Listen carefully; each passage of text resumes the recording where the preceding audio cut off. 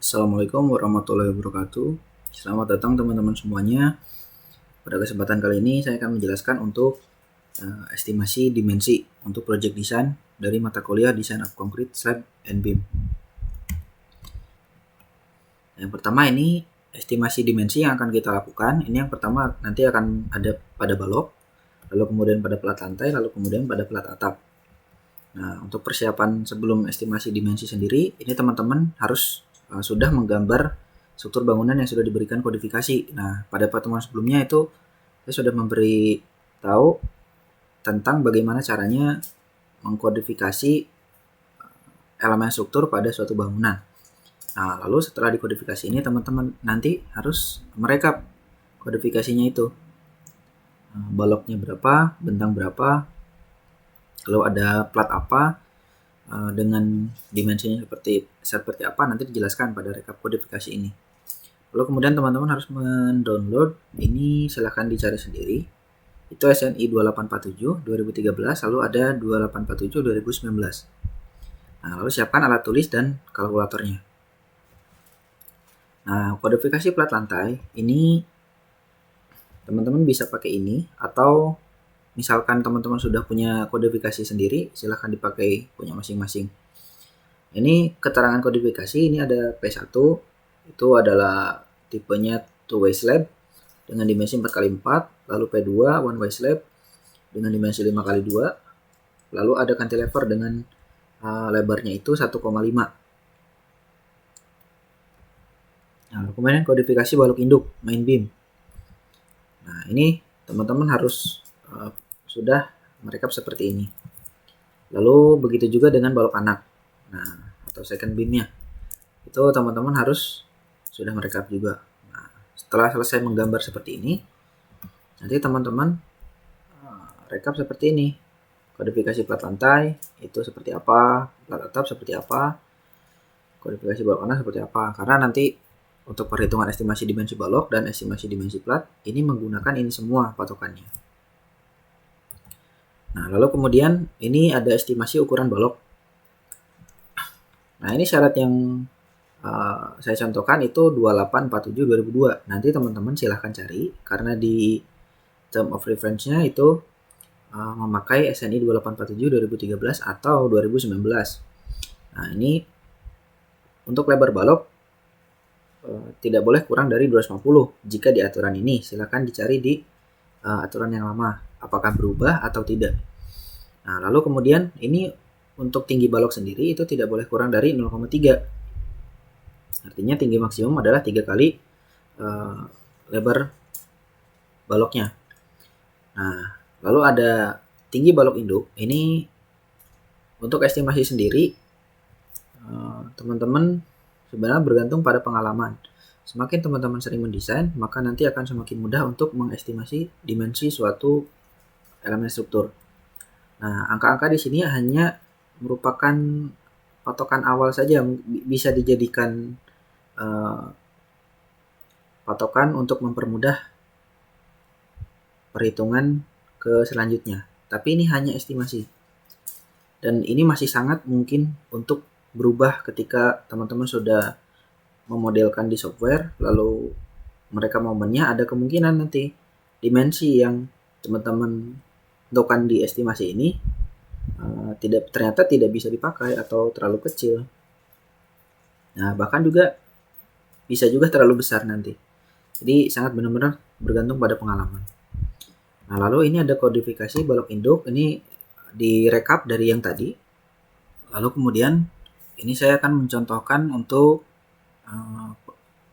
B1, B3 dan BA1.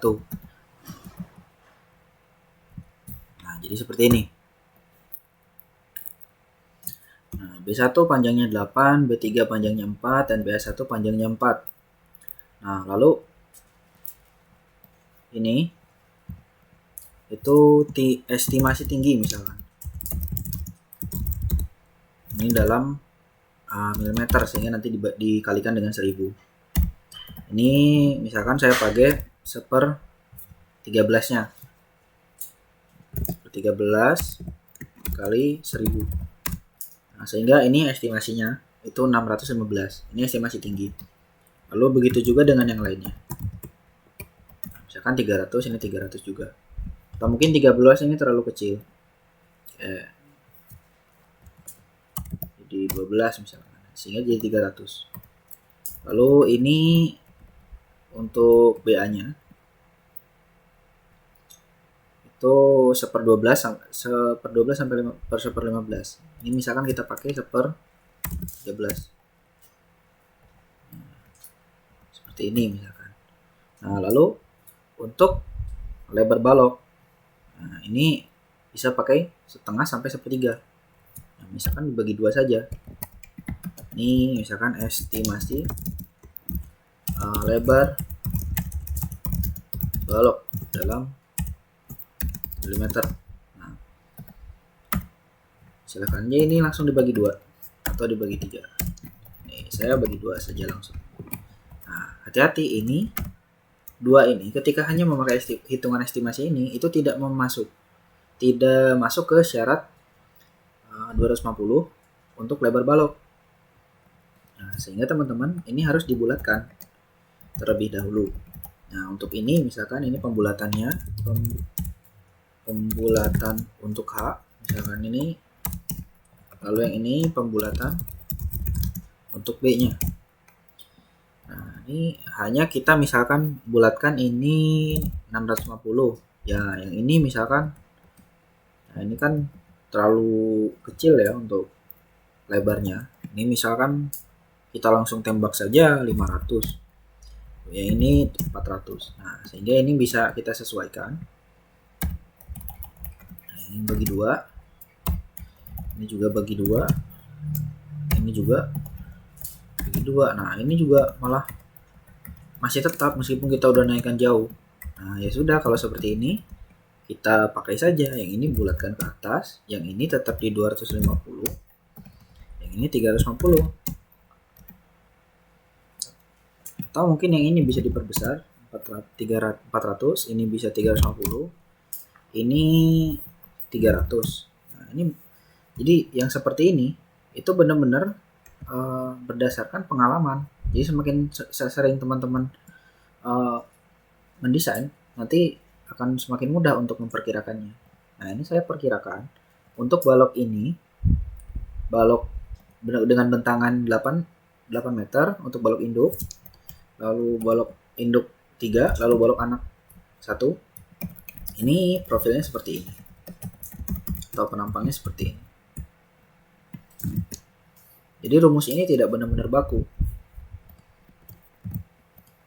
Ini H-nya, lalu ini B-nya. Ini B1, B3, dan BA1. Ketika teman-teman sudah seperti ini, nah, tinggal direkap saja. Nah, di sini. Nah, teman-teman silahkan rekap seperti ini dan kerjakan untuk yang lainnya juga. Nah, lalu kemudian ini bersambung dulu, cukup sampai sini. Dilanjutkan nanti untuk mengestimasi dimensi plat. Sekian, wassalamualaikum warahmatullahi wabarakatuh.